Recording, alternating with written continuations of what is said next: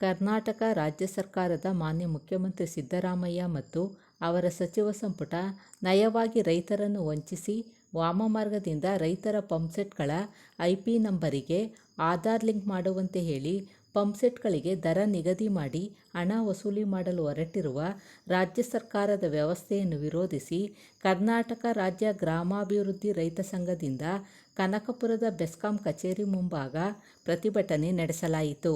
ಮತದಾರರನ್ನು ಯಾಮಾರಿಸಿ ಗ್ಯಾರಂಟಿ ಕೊಡುವುದಕ್ಕೋಸ್ಕರ ನಮ್ಮಿಂದ ಈ ರೀತಿ ದಂಡದ ರೀತಿಯಲ್ಲಿ ಹಣ ವಸೂಲಿ ಮಾಡಿ ಮೋಸ ಮಾಡುತ್ತಿರುವ ಕರ್ನಾಟಕ ಸರ್ಕಾರದ ನೀತಿಯನ್ನು ವಿರೋಧಿಸಿದರು. ಹಣ ನಿಗದಿ ಮಾಡಿ ರೈತರ ಪಂಪ್ಸೆಟ್ಗಳಿಗೆ ತೊಂದರೆ ಕೊಟ್ಟಲ್ಲಿ ಮುಂದಿನ ದಿನಗಳಲ್ಲಿ ರಾಜ್ಯಾದ್ಯಂತ ಕರ್ನಾಟಕ ರಾಜ್ಯ ಸರ್ಕಾರ ಮತ್ತು ಬೆಸ್ಕಾಂ ವಿರುದ್ಧ ಉಗ್ರ ಹೋರಾಟ ನಡೆಸುವುದಾಗಿ ಎಚ್ಚರಿಸಿದರು. ಪ್ರತಿಭಟನೆಯಲ್ಲಿ ಕರ್ನಾಟಕ ರಾಜ್ಯ ಗ್ರಾಮಾಭಿವೃದ್ಧಿ ರೈತ ಸಂಘದ ರಾಜ್ಯ ಗೌರವಾಧ್ಯಕ್ಷರಾದ ಸಂಪತ್ ಕುಮಾರ್, ಜಿಲ್ಲಾಧ್ಯಕ್ಷರಾದ ದೇವರಾಜು, ದೊಡ್ಡಾಲಹಳ್ಳಿ ಶ್ರೀನಿವಾಸ್, ಸತೀಶ್, ಪ್ರಕಾಶ್, ಜವರೇಗೌಡ, ಪುಟ್ಟೇಗೌಡ, ರಮೇಶ್ ಮತ್ತು ನೂರಾರು ರೈತರು ಭಾಗವಹಿಸಿದ್ದರು.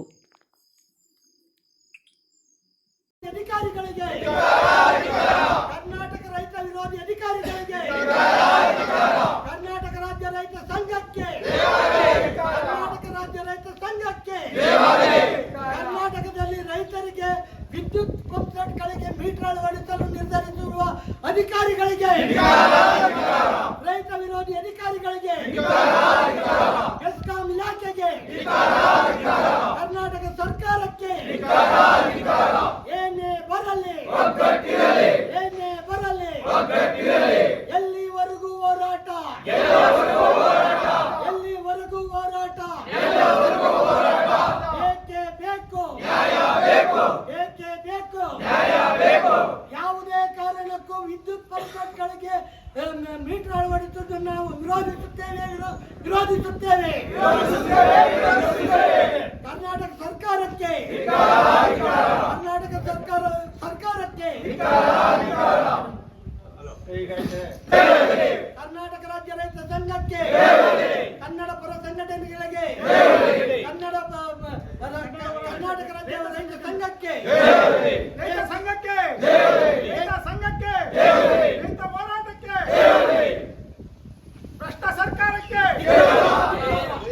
ಸರ್ಕಾರಕ್ಕೆ, ರೈತ ಹೋರಾಟಕ್ಕೆ, ರೈತ ಹೋರಾಟಕ್ಕೆ, ಮೀಟರ್ ಹಾಕೋ ಸರ್ಕಾರ ಆದೇಶಕ್ಕೆ ಧಿಕ್ಕಾರ.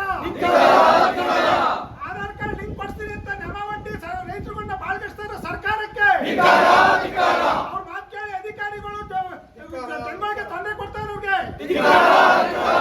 ರೈತ ಸಂಘಕ್ಕೆ ಏನೇ ಬರಲಿ, ಏನೇ ಬರಲಿ, ಏಕೆ ಬೇಕು, ಏಕೆ ಬೇಕು, ಕರ್ನಾಟಕ ರಾಜ್ಯ ರೈತ ಸಂಘಕ್ಕೆ, ಕರ್ನಾಟಕ ರಾಜ್ಯ ರೈತ ಸಂಘಕ್ಕೆ, ಕರ್ನಾಟಕ ರೈತ ವಿರೋಧಿ ಸರ್ಕಾರಕ್ಕೆ, ಕರ್ನಾಟಕದ ರೈತ ವಿರೋಧಿ ಸರ್ಕಾರಕ್ಕೆ, ಕರ್ನಾಟಕ ರೈತ ವಿರೋಧಿ ಸರ್ಕಾರಕ್ಕೆ, ಕರ್ನಾಟಕ ರೈತ ವಿರೋಧಿ ಅಧಿಕಾರಿಗಳಿಗೆ, ಕರ್ನಾಟಕ ರೈತ ವಿರೋಧಿ ಅಧಿಕಾರಿಗಳಿಗೆ, ಕರ್ನಾಟಕ ರೈತ ವಿರೋಧಿ ಅಧಿಕಾರಿಗಳಿಗೆ, ಕರ್ನಾಟಕ ರಾಜ್ಯ ರೈತ ಸಂಘಕ್ಕೆ, ಕರ್ನಾಟಕ ರಾಜ್ಯ ರೈತ ಸಂಘಕ್ಕೆ, ಕರ್ನಾಟಕದಲ್ಲಿ ರೈತರಿಗೆ ವಿದ್ಯುತ್ ಪಂಪ್ಸೆಟ್ಗಳಿಗೆ ಮೀಟರ್ ಅಳವಡಿಸಲು ನಿರ್ಧರಿಸಿರುವ ಅಧಿಕಾರಿಗಳಿಗೆ, ರೈತ ವಿರೋಧಿ ಅಧಿಕಾರಿಗಳಿಗೆ, ಬೆಸ್ಕಾಂ ಇಲಾಖೆಗೆ, ಕರ್ನಾಟಕ ಸರ್ಕಾರಕ್ಕೆ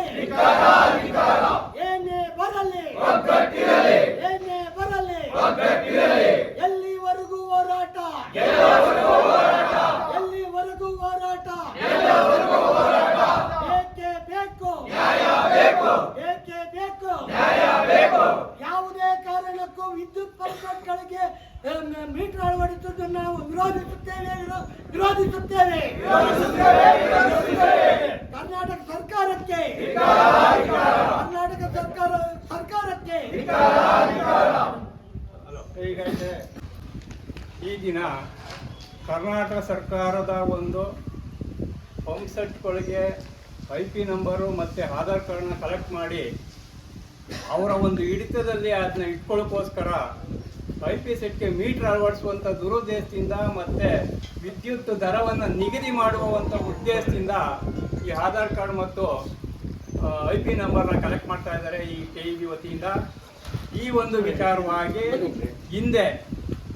ಹಿಂದಿನ ಸರ್ಕಾರಗಳು ಯಾವ ರೀತಿ ಈ ಗುಂಡೂರಾವ್ ಸರ್ಕಾರ ಬಂತ ಇಲ್ಲ ರೈತರ ಒಂದು ಪಂಪ್ ಸೆಟ್ಗೆ ವಿದ್ಯುತ್ ಶುಲ್ಕ ಇಲ್ಲ, ಮೀಟರ್ ಅಳವಡಿಸಲ್ಲ ಅಂತ ಏನು ನಿರ್ಧಾರ ಮಾಡಿತ್ತು, ಅದರ ವಿರುದ್ಧವಾಗಿ ಇವತ್ತು ಈ ನಮ್ಮ ಕರ್ನಾಟಕದ ಸಿದ್ದರಾಮಯ್ಯನವರ ಸರ್ಕಾರ ಪುನಃ ಅದಕ್ಕೆ ಮೀಟರ್ನ ಅಳವಡಿಸಿ ರೈತರುಗಳಿಗೆ ವಿದ್ಯುತ್ ದರನ ನಿಗದಿ ಮಾಡಬೇಕು, ವಸೂಲಿ ಮಾಡಬೇಕು ಅನ್ನುವಂಥ ದುರುದ್ದೇಶದಿಂದ ಈ ಒಂದು ವ್ಯವಸ್ಥೆನ ಜಾರಿಗೆ ತಂದವ್ರೆ. ಇದರ ವಿರುದ್ಧವಾಗಿ ಈ ದಿನ ನಾವು ಎಲ್ಲ ನಮ್ಮ ರೈತ ಸಂಘಟನೆಯ ಮುಖಂಡರುಗಳು ಎಲ್ಲ ಸೇರಿ ಇಲ್ಲಿ ಒಂದು ಪ್ರತಿಭಟನೆಯನ್ನು ನಡೆಸುವ ಮುಖಾಂತರ ಮಾನ್ಯ ಮುಖ್ಯಮಂತ್ರಿಯವರಿಗೆ ಒಂದು ನಮ್ಮ ಮನವಿಯನ್ನು ಸಲ್ಲಿಸಬೇಕು ಅಂತ ಇವತ್ತು ಬಂದಿದ್ದೀವಿ. ಈ ಒಂದು ಮನವಿಗೆ ಏನಾದರೂ ಈ ಸರ್ಕಾರ ಬದ್ಧವಾಗಿ ಇಲ್ಲದೆ ಹೋದರೆ, ಈ ಒಂದು ಏನು ಆದೇಶ ಮಾಡದೆ ಇದೆಲ್ಲನೂ ವಾಪಸ್ ಪಡೆದೇ ಹೋದರೆ ಮುಂದಿನ ದಿನದಲ್ಲಿ ನಮ್ಮ ಜಿಲ್ಲಾ ಮಟ್ಟದಲ್ಲಿ, ತಾಲೂಕು ಮಟ್ಟದಲ್ಲಿ ಮತ್ತು ರಾಜ್ಯ ಮಟ್ಟದಲ್ಲೂ ಸಹ ಈ ಒಂದು ಪಂಪ್ ಸೆಟ್ಗೆ ಮೀಟ್ರನ್ನ ಅಳವಡಿಸುವಂಥ ಒಂದು ವಿಚಾರವಾಗಿ ನಾವು ಉಗ್ರವಾದ ಒಂದು ಪ್ರತಿಭಟನೆ ಮಾಡಬೇಕು ಅಂತ ಏನು ನಿಶ್ಚಯ ಮಾಡಿದ್ದೀವಿ. ಅದರ ಈ ದಿವಸ ಸಾಂಕೇತಿಕವಾಗಿ ನಾವು ಮನವಿ ಕೊಡಬೇಕು ಅಂತೇಳಿ ಈ ಒಂದು ಪ್ರತಿಭಟನೆ ಮಾಡ್ತಾ ಇದ್ದೀವಿ ಅಂತ ಹೇಳ್ತಾ ನಾನು ಈ ನನ್ನ ಮಾತು ಮುಗಿಸ್ತೀನಿ. ಇನ್ನು ನಮ್ಮ ನಾಯಕರುಗಳೇ, ರೈತ ಬಂಧುಗಳೇ ಹಾಗೂ ಮಾಧ್ಯಮದವರೇ, ಈಗಾಗಲೇ ರೈತರಿಗೆ ಸರ್ವಿಸ್ ತಗೋಬೇಕಾದ್ರೆ 2 ರಿಂದ 3 ಲಕ್ಷ ರೂಪಾಯಿ ಖರ್ಚಾಗುತ್ತೆ. ಒಂದು ಪಂಪ್ ಸೆಟ್ಗೆ ಹೊಸದಾಗಿ ಏನಾದರೂ ಒಂದು ಸರ್ವಿಸ್ ತಗೋಬೇಕಾದ್ರೆ ಅಥವಾ TC ಹಾಕಿಸ್ಬೇಕಾದ್ರೆ 2.5 ಲಕ್ಷದಿಂದ 3 ಲಕ್ಷ ರೂಪಾಯಿ ಖರ್ಚಾಗುತ್ತೆ. ಅದು ಹಿಂದೆ ಹೆಂಗಿತ್ತು ಅಂದರೆ 17,000 ರೂಪಾಯಿ ಅಥವಾ 18,000 ರೂಪಾಯಿ ಕಟ್ಟಿದ್ರೆ ಅದೆಷ್ಟೇ ಕಂಬ ಇರಲಿ ಒಂದು TCಯನ್ನು ಸರ್ಕಾರ, ಹಿಂದಿನ ಸರ್ಕಾರಗಳು ಕೊಡ್ತಾ ಇದ್ದವು. ಆದರೆ ಇವತ್ತು ಸರ್ಕಾರ ಏನು ಮಾಡಿದೆ ಅದನ್ನು ಅಂದರೆ, ಒಬ್ಬ ಸಾಮಾನ್ಯ ರೈತ ಅವನ ಜೀವನ ಅವನೇ ಮಾಡೋದು ಕಷ್ಟ ಆಗಿದೆ. ಅಂಥ ಒಂದು ಪರಿಸ್ಥಿತಿಯಲ್ಲಿ ರೈತರಿಗೆ ಒಂದು ಏನು ನಾವು ಬರೆ ಅಂತ ಹೇಳ್ತೀವಲ್ಲ, ಆ ಒಂದು ದೊಡ್ಡ ಬರೆಯನ್ನು ರೈತರಿಗೆ ಎಳೆದಿರ್ತಕ್ಕಂಥ ಇವತ್ತಿನ ಏನು ಈ ಸರ್ಕಾರ ಇದೆ, ಈ ಸರ್ಕಾರಕ್ಕೆ ಮಾನ ಮರ್ಯಾದೆ ಅನ್ನೋದು ಇಲ್ಲದೇ ಇರೋದ್ರಿಂದ ಈ ರೈತರುಗಳು ಬರೆಯುತ್ತಾ ಇದ್ದಾರೆ. ಹಾಗೆ ಪ್ರತಿ ಒಂದು ಪಂಪ್ ಸೆಟ್ ಆಧಾರ ಮತ್ತು IP ನಂಬರನ್ನು ಕಲೆಕ್ಟ್ ಮಾಡ್ತಾ ಇದ್ದಾರೆ. ಮತ್ತು ಪಂಚಾಯತಿ ವ್ಯಾಪ್ತಿಯಲ್ಲಿ ಅಧಿಕಾರಿಗಳು ಬಂದು ಅವ್ರು ಬಿಡಾರ ಹುಡ್ತಾರೆ. ಇಡೀ ಆ ಗ್ರಾಮದ ಜನಗಳೆಲ್ಲ ಅಲ್ಲಿ ಅವ್ರು ಮಾಡ್ತಕ್ಕಂಥ ಕೆಲಸ ಕಾರ್ಯ ಬಿಟ್ಟು ಅಲ್ಲಿ ಹೋಗ್ಬೇಕಾಗತ್ತೆ.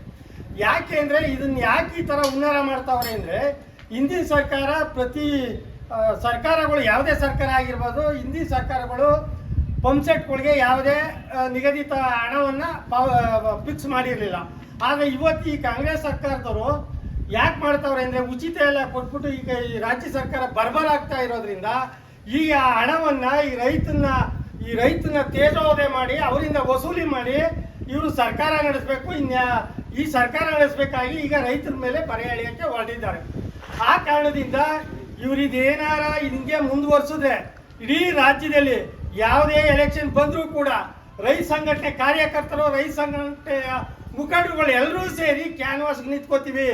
ಇಂಥ ಒಂದು ಕಾಂಗ್ರೆಸ್ ಸರ್ಕಾರ ನಮಗೆ ಬೇಕಾಗಿಲ್ಲ ಅಂತ ಹೇಳಿ ಇಡೀ ರಾಜ್ಯದಲ್ಲಿ ಯಾವುದೇ ಒಂದು ಚುನಾವಣೆ ಬಂದ್ರೂ ನಾವು ಪ್ರತಿ ಹಳ್ಳಿಗೂ ಹೋಗಿ ನಾವು ಅದನ್ನು ಇವ್ರು ಮಾಡ್ತಕ್ಕಂಥದ್ದನ್ನ ಆ ತಪ್ಪನ್ನು ಬಯಲಿಗೆಳೆದು ನಾವು ವಿರುದ್ಧವಾಗಿ ಕ್ಯಾನ್ವಾಸ್ ಮಾಡೋಕ್ಕೆ ಮುಂದಿನ ದಿನಗಳಲ್ಲಿ ನಾವು ರೆಡಿಯಾಗಿ ಕಾಯ್ತಾ ಇರ್ತೀವಿ. ಇಷ್ಟಕ್ಕೆ ಕೈ ಬಿಟ್ಟರೆ ಈ ರೈತ ಸಂಘಟನೆ ಯಾರು ಅದನ್ನು ಕ್ಯಾನ್ವಾಸ್ಗೆ ಇಳಿಯಲ್ಲ. ಮಾಮೂಲಿ ಅವ್ರ ಕೆಲಸ ಏನೋ ಅವ್ರು ಮಾಡ್ತಾರೆ. ಇದನ್ನೇನಾರ ಮಾಡಿದ್ರೆ ಇಡೀ ರಾಜ್ಯ ಮಟ್ಟದಲ್ಲಿ ಯಾವುದೇ ಎಲೆಕ್ಷನ್ಗೂ ಬಗ್ಗಲ್ಲ, ಯಾವುದಕ್ಕೂ ಬಗ್ಗಲ್ಲ. ಪ್ರತಿ ಒಂದು ಹಳ್ಳಿನೂ ನಾವು ಕ್ಯಾನ್ವಾಸ್ ಮಾಡೋಕ್ಕೆ ರೆಡಿ ಆಗ್ತಾ ಇದ್ದೀವಿ ಅಂತೇಳಿ ಈ 2 ಮಾತುಗಳನ್ನ ಮಾತಾಡೋಕ್ಕೆ ಅವಕಾಶ ಕೊಟ್ಟ ಎಲ್ರಿಗೂ ನನ್ನ ನಮಸ್ಕಾರಗಳು. ಮುಖಂಡಗಳು ಈ ದಿನ ಸೇರಿರೋದು ಇದಕ್ಕೋಸ್ಕರವಾಗಿ ಈ ನಮ್ಮ ನೀಚ ಸರ್ಕಾರ ಪ್ರತಿಯೊಂದು ವರ್ಷಕ್ಕೆ 3 ಸರಿ 4 ಸರಿ ಮೊನ್ನೆ ಭೇಟಿ ಆಗ್ತಾಗ ಪ್ರತಿಯೊಂದು ಡಾಕ್ಯುಮೆಂಟು ತಗೊಂಡ್ರು.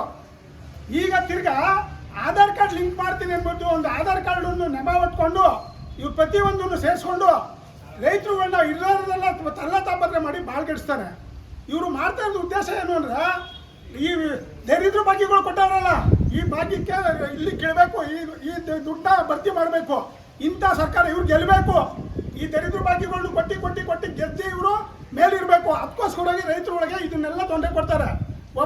ಒಬ್ಬ ಮನುಷ್ಯ ಒಂದು ಪೆಟ್ಟಿ ಹಾಕ್ಸ್ಬೇಕಾದ್ರೆ 2.5 ಲಕ್ಷ ರೂಪಾಯಿ ಕಟ್ಟಬೇಕು ಅಂತ ಆದೇಶ ಹೇಳ್ತಾನೆ ಅಲ್ಲಿ ಕೂತ್ಕೊಂಡು. ಅವನಾದ್ರೆ ದೊಡ್ಡದಾಗೆ ಮೂಡ ಗಿಡ ಹಗರಣದಲ್ಲಿ ಕೋಟಿ ಹುಡ್ಕೋತಾನೆ. ರೈತ ಎಲ್ಲಿಂದ ಹೊಡ್ಕೊಳ್ಳಲ್ಲ ಸ್ವಾಮಿ. ಅವನು 2.5 ಲಕ್ಷಕ್ಕೆ ಇಂಟ್ರೆಸ್ಟ್ ಬಂದರೆ 5,000 ರೂಪಾಯಿ ಬರ್ತದೆ. ಒಂದು ಬೋರ್ ಹಾಕ್ಸ್ಬೇಕಂದ್ರೆ 2.5 ಲಕ್ಷ 10,000 ರೂಪಾಯಿ ಬಡ್ಡಿ. ಆ ರೈತ ಅದನ್ನ ದುಡ್ದು 10,000 ರೂಪಾಯಿ 5,000 ರೂಪಾಯಿ ಬಡ್ಡಿ ದುಡ್ಡನ್ನು ಸಂಪಾದನೆ ಮಾಡೋಕ್ಕಲ್ಲ. ಇಂಥ ಸರ್ಕಾರ ನಮಗೆ ಬೇಕಾ? ನಮಗೆ ಇದು ಮಾಡಬೇಕಾ? ನಾವು ಈ ನೆಪ ಒಡ್ಡಿ ಈ ಆಧಾರ್ ಕಾರ್ಡ್ ಲಿಂಕ್ ನಿಲ್ಲಿಸೋವರೆಗೂ ನಾವು ಕರ್ನಾಟಕ ರಾಜ್ಯದಲ್ಲಿ ಚಳುವಳಿ ಮಾಡೋದಂತೂ ಬಿಡೋದಿಲ್ಲ. ಇದು ರಾಜ್ಯಾದ್ಯಂತ ಹರಡಿಸ್ತೀವಿ. ಇದು ಸರ್ಕಾರಕ್ಕೆ ಮುನ್ನೆಚ್ಚರಿಕೆ ಕೊಡ್ತಾ ಇದ್ದೀವಿ. ಈ ಸರ್ಕಾರ ಇದು ನೆರೆದುಕೊಂಡು ಈ ನಮ್ಮ ಶಾಸಕರಾದಂಥ ಉಪಮುಖ್ಯಮಂತ್ರಿಗಳು ಅವರು ಬಹಳ ದೊಡ್ಡದಾಗಿ ಹೇಳ್ತಾರೆ. ದೊಡ್ಡದಾಗಿ ಹೇಳಿದ್ರೆ ಏನು ಮಾಡಬೇಕು ಅದೇ ಒಳಗೆ ಮಾಡಿ ನಮ್ಮನ್ನೆಲ್ಲ ಹಾಳು ಮಾಡಿ ನಮ್ಮ ಹತ್ರ ತಿಂಡಿ ಅವ್ರು ದಪ್ಪ ಆಯ್ತವ್ರೆ. ನಾನು ಇಷ್ಟು ಮಾತು ಹೇಳಿ ನನ್ನ ಮಾತು ಮುಗಿಸೋಕ್ಕೆ ನಾನು ಇದಾಗಿದ್ದೀನಿ. ನಮಸ್ಕಾರ.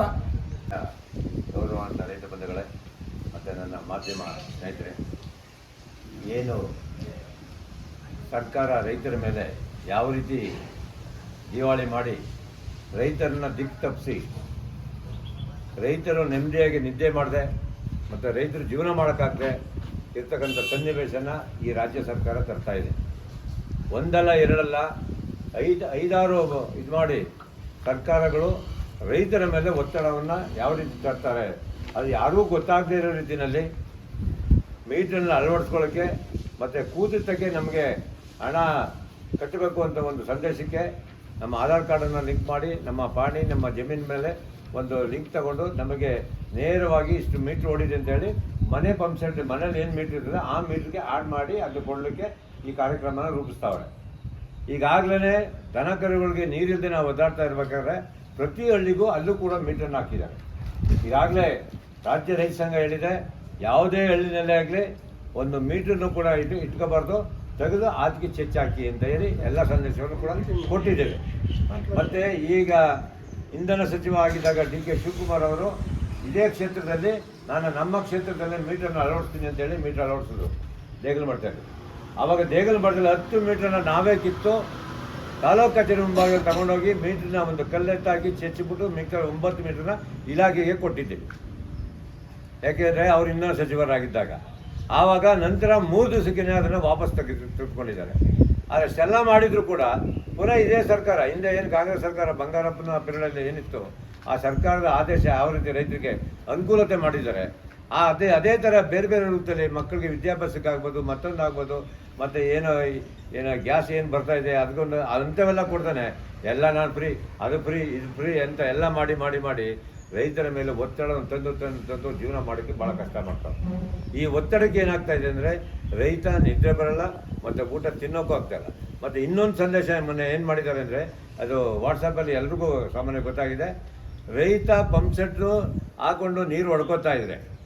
ಆ ಗುಂಡಿಗಳಲ್ಲಿ ಕೆರೆಗಳಲ್ಲಿ ಸಣ್ಣ ಪುಟ್ಟ ಕೆರೆಗಳು ಇರ್ತವೆ ಮತ್ತು ಚಾನಲ್ ಇರ್ತವೆ, ದೊಡ್ಡ ಚಾನಲ್ ನೀರು ಹಾಚ್ಕೋಗ್ತಿರ್ತದೆ. ಆ ನೀರೇನೋ ಹೊಡ್ಕೊಂಡ್ರೆ 2 ಲಕ್ಷ ರೂಪಾಯಿ ದಂಡ, 2 ವರ್ಷ ಜೈಲು ಶಿಕ್ಷೆ ಅಂತ. ಅದು ರೈತನ ಕಳ್ಳ ಗುಲಾಮ ಅಂತ ಹೇಳಿ ಬೈತಾರೆ. ಯಾಕೆ ಅಂದರೆ ನಾವು ಅರ್ಥ ಮಾಡ್ಕೋಬೇಕು, ಇವರು ಆಗಲೇ ಜೈಲಿಗೆ ಹೋಗಿ ಬಂದವ್ರೆ ಕಳ್ಳರಾಗಿ. ಅದಕ್ಕೆ ಅನ್ನ ಹಾಕೋರನ್ನ ಕಳ್ಳರ ಥರ ಮಾಡಿಬಿಟ್ರೆ ಅದನ್ನ ದುಡ್ಡು 2 ಲಕ್ಷ ಕಿತ್ಕೊಬಿಟ್ರೆ 2 ವರ್ಷ ಅವ್ರು ಜೈಲಿಗೆ ಕೊಟ್ಟೋಗ್ಬಿಟ್ರೆ ನಾನು ಸುಪ್ರೀಂ ಆಗೋಯ್ತೀನಿ ಅಂತ. ಯಾಕೆ ಪುನಃ ಅವ್ರು ಜೈಲಿಗೆ ಹೋಗೋ ಅವಕಾಶ ಇದೆ, ಜೈಲಿಗೆ ಹೋದ್ರೂ ಹೋಗ್ಬೋದು, ಇದ್ರೂ ಇರ್ಬೋದು, ಅದು ನಮಗೆ ಬೇಡ, ಅದು ವೈಯಕ್ತಿಕವಾದ ವಿಚಾರ ಅವ್ರದ್ದು. ಆದರೆ ರೈತರಿಗೆ ಏನಾದ್ರು ಮೀಟರ್ನ ಹಾಕಿದ್ದಾಯಿತು, ಇಡೀ ರಾಜ್ಯದಲ್ಲಿ ಯಾರೂ ಮೀಟರ್ನ ಇಟ್ಕೋಬಾರ್ದು. ಆ ಮೀಟರ್ನ ತಗೊಂಡೋಗಿ ಏನು ಇಲಾಖೆ ಮುಂದೆ ಇಟ್ಟುಬಿಟ್ಟು ನೆಟ್ಟಿಗೆ ಹೋಗೋಣ. ಇಲ್ಲಾಂದ್ರೆ ಹಂಗೂ ನಮ್ಮ ಮೇಲೆ ಒತ್ತಡ ಬಂತು ಅಂದರೆ ಚೆಚ್ಚಾಕೋಣ. ಕರೆಂಟ್ ಎಷ್ಟು ವರ್ಷ ಕೊಡೋಕ್ಕಾಗಲ್ಲ. ಕರೆಂಟ್ ನಾನು ಕೊಡ್ತೀನಿ, ಫ್ರೀ ಕರೆಂಟ್ ರಾಜ್ಯಕ್ಕೆ ಕೊಡ್ತೀನಿ, ಮೇಕೆದಾಟು ಅಣೆಕಟ್ಟು ಕಟ್ತೀನಿ ಅಂತ ಹೇಳಿ ಪಾದಯಾತ್ರೆ ಮಾಡ್ಕೊಂಡು ಹೋಗಿ ಎಲ್ಲ ಮಾಡಿ. ಈಗ ಅದ್ರ ಬಗ್ಗೆ ಚಕಾರ ಶಬ್ದ ಇರುತ್ತೆ. 450 ಮೆಗಾವಾಟ್ ವಿದ್ಯುತ್ ತಯಾರಾಗಿದ್ರೆ ಇಡೀ ಕರ್ನಾಟಕ ವಿದ್ಯುತ್ ಆಗ್ತಿಲ್ವಾ? ಅದು ಮಾಡೋ ಯೋಗ್ಯತೆ ಇವ್ರಿಗಿದೆಯಾ? ರಾಜ್ಯ ಸರ್ಕಾರ ಅವ್ರ ಯೋಗ್ಯತೆ ಏನೋ ಇದೆಯಾ? ಏನ್ ಸಿದ್ದರಾಮಯ್ಯ ಬಂದಿದೆ ಸಿಎಂ ಆದವರು ಅವರೇ ಒಪ್ಕೊಂಡಿದ್ದಾರೆ. 180 ಕೋಟಿ ಅಲ್ಲ 80 ಕೋಟಿ ಮಾತ್ರ ತಿಂದಿದೀವಿ ಅಂತ ಒಪ್ಕೊಂಡಿದ್ದಾರೆ ಅವ್ರ ಮನ್ಸ. ಅಲ್ಲ, ಈ ಅಧ್ವಾನವಾಗಿ ರಾಜ್ಯ ಸರ್ಕಾರ ಈ ಮಟ್ಟಕ್ಕೆಲ್ಲ ಹೊರಟಿದೆ. ಆದ್ರಿಂದ ರೈತರ ಮೇಲೆ ಯಾವುದೇ ಒತ್ತಡವನ್ನು ತರಬಾರ್ದು.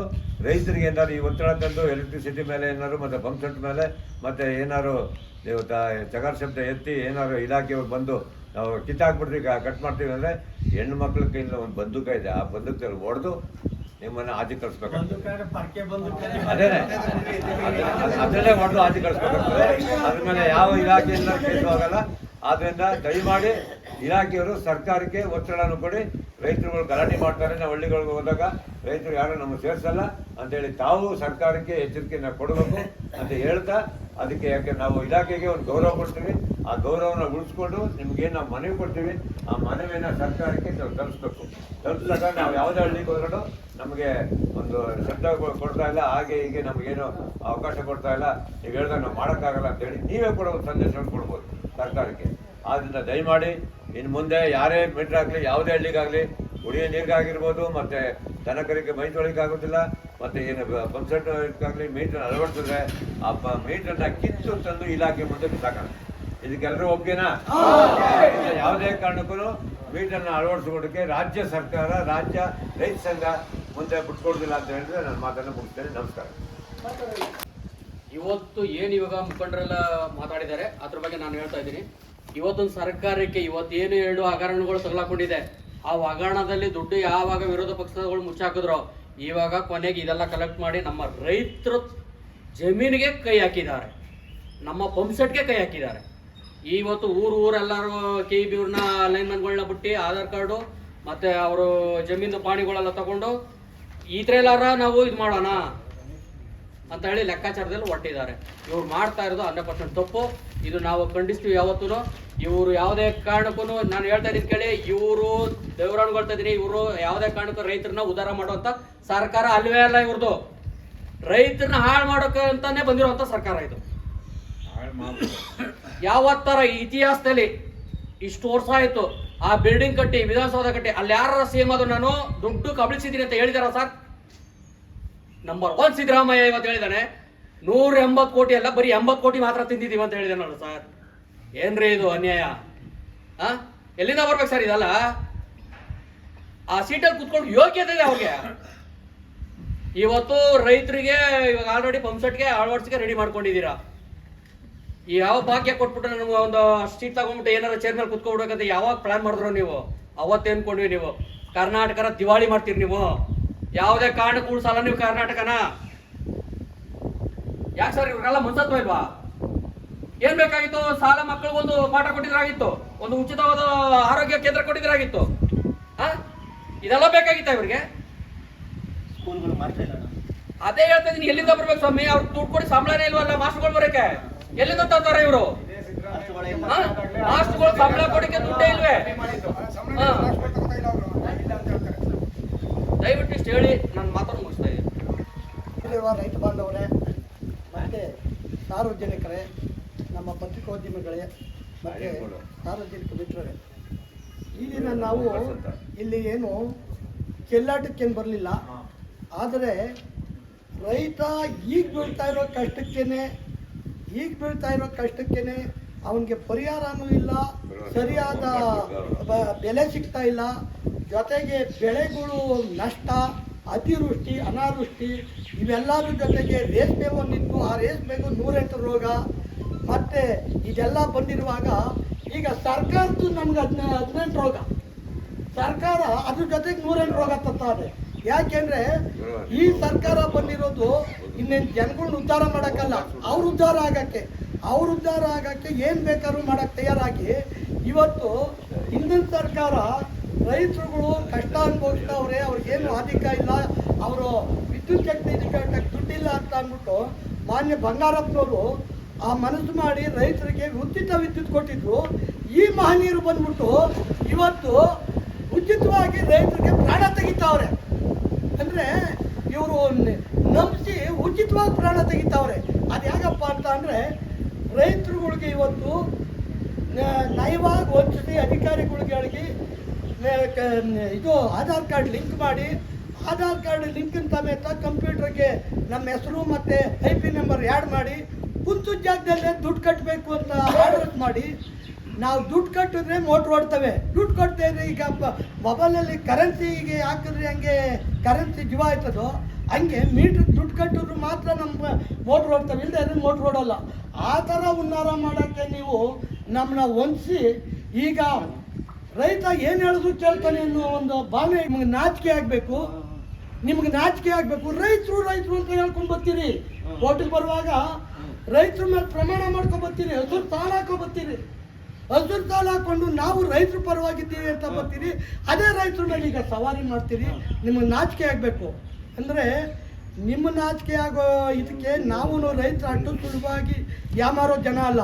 ಇವತ್ತು ಇಷ್ಟಕ್ಕೆ ನಿಮ್ಮನ್ನು ಬಿಡ್ತೀವಿ ಅಂತಲೂ ನೀವು ನಂಬ್ಕೋಬೇಡಿ. ನೋಡಿ, ಈಗ ಇಲ್ಲೇನು ಕೊಡ್ತಿದ್ದೀವಿ ಈ ಮನವಿನ ಪ್ರತಿಯೊಬ್ಬರು ಜೆರಾಕ್ಸ್ ಮಾಡಿ ಒಂದೊಂದು ಮನೇಲಿ ಇಟ್ಕೋತೀವಿ. ಇದನ್ನು ಹೀಗೆ ನಿಮ್ಗೆ ಎಚ್ಚರಿಕೆ ಕೊಟ್ಟಿದ್ದೀವಿ, ಮಾಡಬೇಡಿ, ಬೇಕಾದ್ರೆ ನಿಮ್ಮ ಕೈ ಮುಗಿದು ಕೇಳ್ತಿದ್ದೀವಿ ಅಂತ ಮನವಿನ ಕೊಡ್ತಾ ಇದ್ದೀವಿ. ಇದನ್ನು ಇಲ್ಲಿ ಬಂದಿರೋರು ಮತ್ತೆ ಪ್ರತಿಯೊಂದು ಹಳ್ಳಿಲಿ ಪ್ರತಿಯೊಂದು ಮನೆಯವ್ರಿಗೂ ಒಂದೊಂದು ಜೆರಾಕ್ಸ್ ಮಾಡಿಕೊಡ್ತೀವಿ. ಜೆರಾಕ್ಸ್ ಮಾಡಿಕೊಟ್ಟು ಇದನ್ನ ನಾವು ಮನೇಲಿ ಇಟ್ಕೋತೀವಿ. ಇಟ್ಕೊಂಡು ಅಧಿಕಾರಿಗಳಿಗೆ ಎಚ್ಚರಿಕೆ ಕೊಡ್ತಾ ಇದ್ದೀವಿ.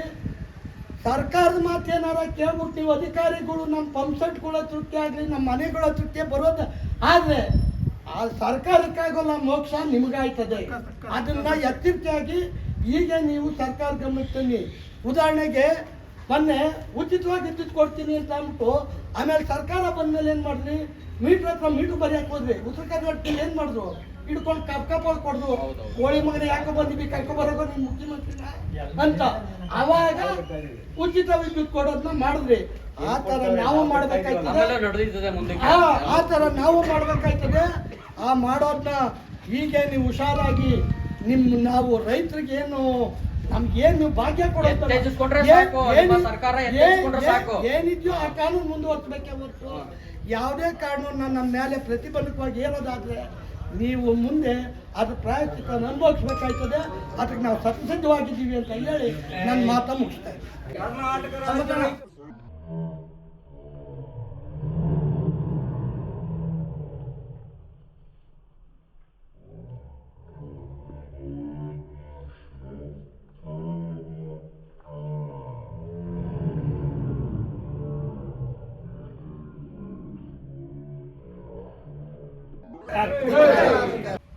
ನಿಮ್ಮ ಸಾಧನೆ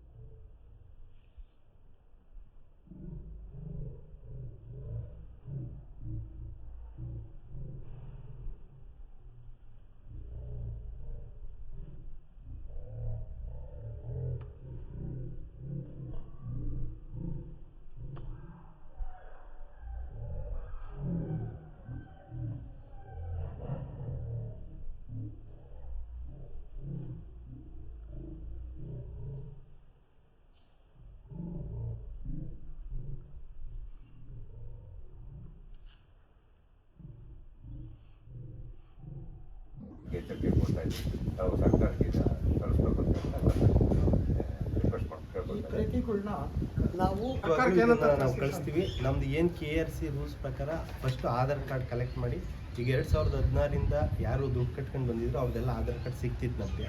ಸೊ ಅದು ಹಿಂದೆದು ಯಾವುದು ಸಿಕ್ಕಿರಲಿಲ್ಲ. ಸೊ ಅದನ್ನೆಲ್ಲ ಕಲೆಕ್ಟ್ ಮಾಡಿ ಅಂತ KRCಯಿಂದ ಗೈಡ್ಲೈನ್ ಬಂದಾಗ ನಾವು ಮಾಡಿಕೊಂಡು ಲಿಂಕ್ ಮಾಡಿದ್ವಿ. ಇವಾಗ ತಾವು ಏನು ಕೇಳ್ತಾ ಇದ್ದೀರಾ ಮೀಟ್ರ್ ಅಳವಡಿಸಿ ಇದು ಮಾಡ್ತೀರಾ ಅಂತ, ಆ ಪ್ರಸ್ತಾವನೆ ಇಲ್ಲ ಸರ್ಕಾರದಲ್ಲಿ ಸದ್ಯ ಮಟ್ಟದಲ್ಲಿ ಯಾವುದೂ ಇಲ್ಲ ಅಂತ ಈ ಸಂದರ್ಭದಲ್ಲಿ ಹೇಳ್ತೀನಿ. ಮತ್ತು ತಾವೇನು ಕಳಿಸಿದ್ದೀರಾ, ಪ್ರೆಸೆಂಟೇಷನ್ ಕೊಟ್ಟಿದ್ದೀರಾ, ಅದು ಮೇಲಧಿಕಾರಿಗೆ ಕಳಿಸಿ ತಾವು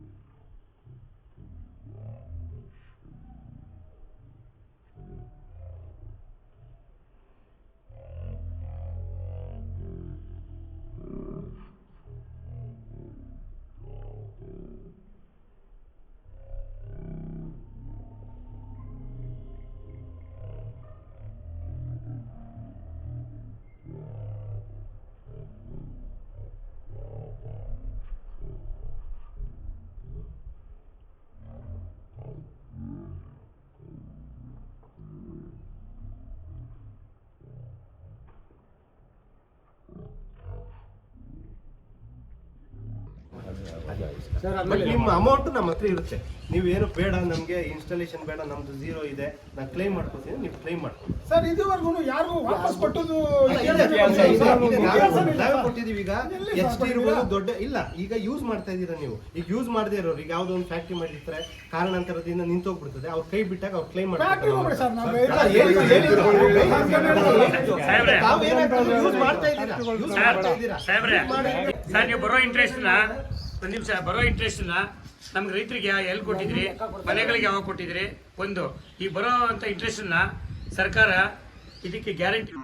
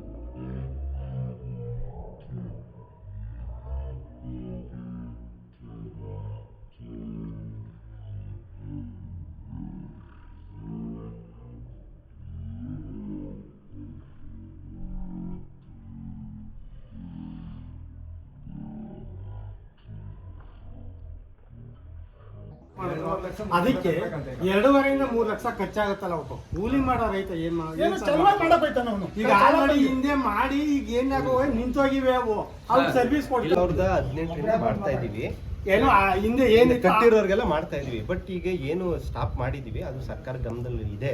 ಮುಂದಿನ ದಿನಗಳಲ್ಲಿ ಅದ್ರ ಬಗ್ಗೆ ಕ್ರಮ ತಗೊಳ್ಬೇಕು ಸರ್ಕಾರ. ಅದಾದ ಗಮನ